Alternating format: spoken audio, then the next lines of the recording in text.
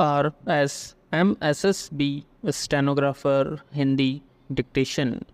गति 100 शब्द प्रति मिनट। Be ready.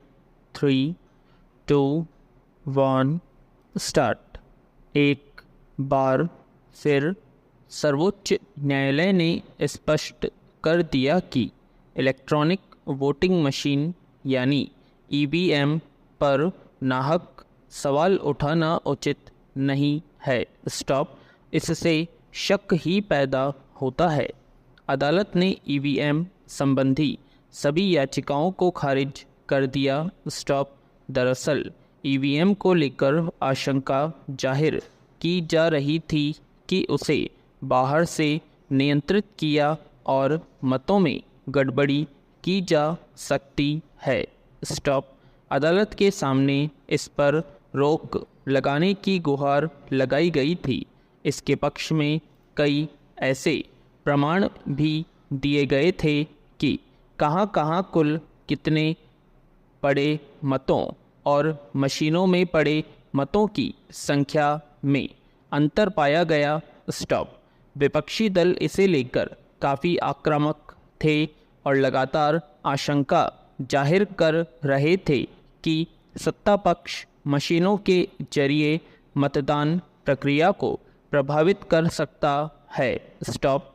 इसमें कई स्वयंसेवी संगठन और विशेषज्ञ भी शामिल थे जिनका दावा था कि ईवीएम को बाहर से संचालित किया जा सकता है। हालांकि भारत निर्वाचन आयोग लगातार तर्क दे रहा था कि ईवीएम 100% सुरक्षित हैं और उनमें किसी प्रकार की गड़बड़ी की गुंजाइश नहीं है। इस मामले ने इतना तूल पकड़ लिया था कि आम मतदाता के भीतर भी यह भ्रम पैदा हो गया कि ईवीएम में गड़बड़ी करके कोई पार्टी अपने पक्ष में मतों की संख्या अधिक हो सकती है। स्टॉप। पैरा। ईवीएम पर संदेह जारी करते हुए अदालत में गुहार लगाने वालों की मांग थी कि मतदान के बाद जो पर्ची कटकर बक्से में गिरती है उसे मतदाता के हाथ में दिया जाए और वह उसे खुद अलग बक्से में डाले।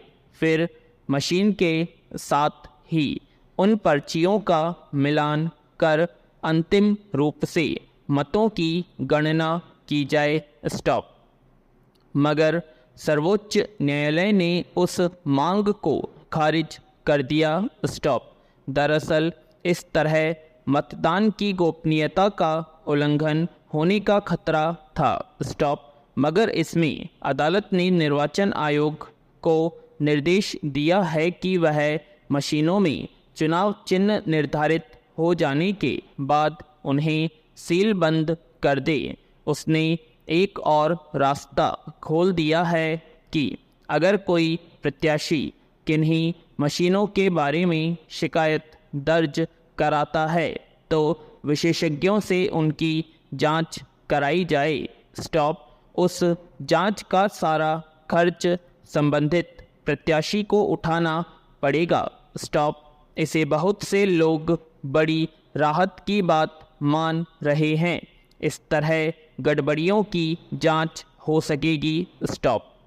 पर अब यह तय है कि ईवीएम को लेकर जिस तरह के भ्रम बने हुए थे वे याचिकाकर्ताओं के मन से काफ़ी हद तक दूर हो चुके होंगे। स्टॉप। पैरा।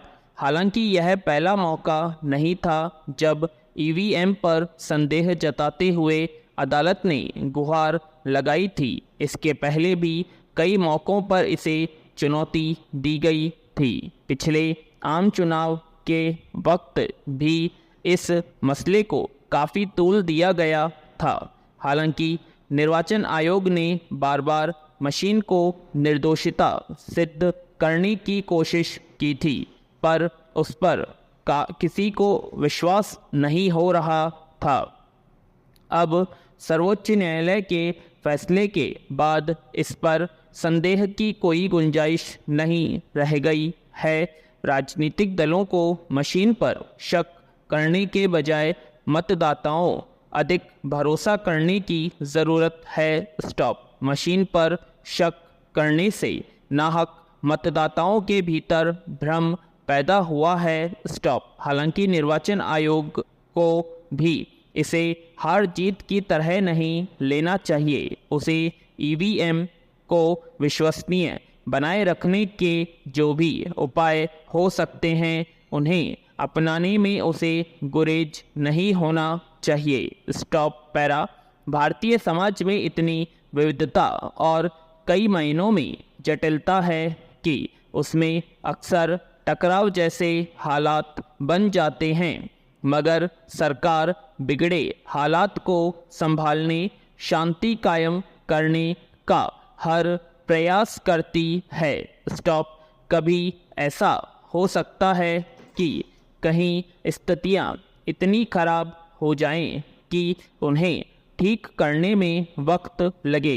स्टॉप। भारत सरकार अपनी जवाबदेही को समझती है। अपनी संप्रभु क्षेत्र में अराजकता पर काबू पाने और लोगों के अधिकार को सुनिश्चित करने की कोशिश करती है। स्टॉप।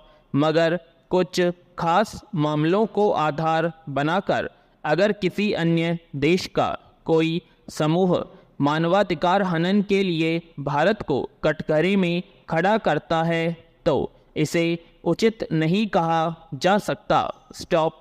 गौरतलब है कि अमेरिकी विदेश विभाग की एक रिपोर्ट में दावा किया गया है कि भारत में मणिपुर सहित अन्य इलाकों में मानवाधिकार हनन के मामले अधिक हैं। स्टॉप। पैरा।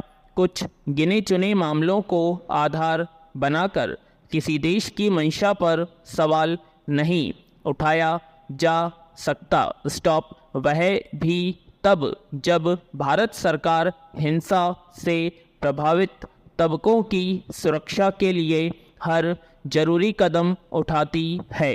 इस तरह नाहक दखलंदाजी की वजह से अगर भारत की छवि पर असर पड़ता है तो उसकी भरपाई कौन करेगा? यह बेवजह नहीं है कि गुरुवार को भारत के विदेश मंत्रालय ने अमेरिकी रिपोर्ट के बाद बेहद पक्षपातपूर्ण करार दिया और कहा कि इसके जरिए देश की नकारात्मक छवि पेश की जा रही है और यह भारत के प्रति खराब समझ को दर्शाता है। स्टॉप। विचित्र है कि दुनिया भर में इस तरह की आवाज़ें उठती रही हैं कि अमेरिकी नीतियों की वजह से कई देशों में मानवाधिकारों को काफ़ी नुकसान पहुंचा है। स्टॉप। मगर आए दिन किसी अमेरिकी समूह की ओर से मानवाधिकारों का सवाल उठाकर विकासशील देशों को कटघरे में खड़ा किया जाता है। जहां तक भारत का सवाल है, कुछ जटिल स्थितियां पैदा होती हैं तो उन पर काबू पाने और आम लोगों के अधिकारों की रक्षा के लिए सरकार बातचीत सहित अन्य जरूरी तौर तरीके अपनाकर समस्या का समाधान करने का प्रयास करती है। स्टॉप। भारत अपनी मुश्किलों को दूर करने में सक्षम है और यहाँ लोकतंत्र की जड़ें इसीलिए गहरी हैं। स्टॉप। पैरा। सामाजिक न्याय का उद्देश्य एक ऐसे समाज को आगे ले जाना है जो न्याय संगत हो, विविधता को महत्व देता हो, अपने सभी सदस्यों को समान अवसर प्रदान करता हो और संसाधनों का उचित बंटवारा और समर्थन सुनिश्चित करता हो। स्टॉप। शिक्षा, सामाजिक वर्ग, राजनीतिक संबद्धता, विश्वास या अन्य विशेषताओं सहित कई विविध कारकों में अगर ईमानदारी न बरती जाए तो ये भेदभावपूर्ण व्यवहार को जन्म दे सकते हैं। स्टॉप।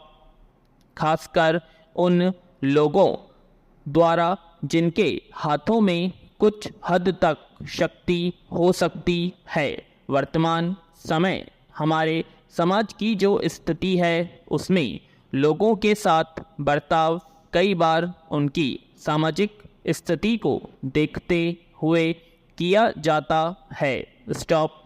सभ्य कहा जाने वाला समाज आदमी की स्थिति को देखते हुए उनसे संवाद और व्यवहार तय करता है। स्टॉप।